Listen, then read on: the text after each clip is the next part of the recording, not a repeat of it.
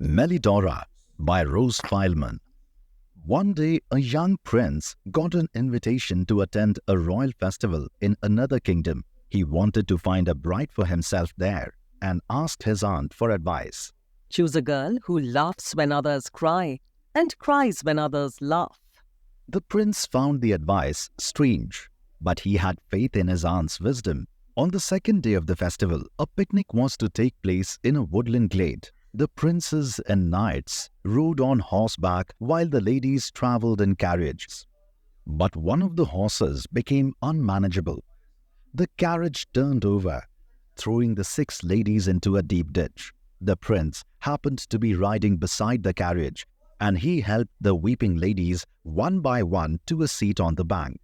But when the prince came to the 6th lady, he found her sitting at the bottom of the ditch, laughing. She was covered with mud from head to toe. Her hands were covered with nettle stings, but she still laughed.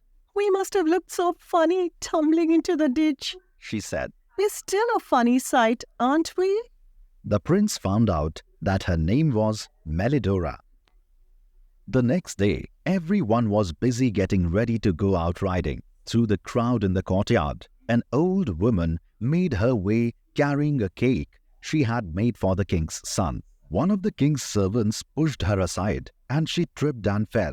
The eggs rolled out and the cake was broken. The old woman was so upset that she started scolding away at the top of her voice, shaking her old umbrella at the whole crowd. Everyone laughed at the old lady except Mellidora. The others left, but she went to the old woman and tried to comfort her.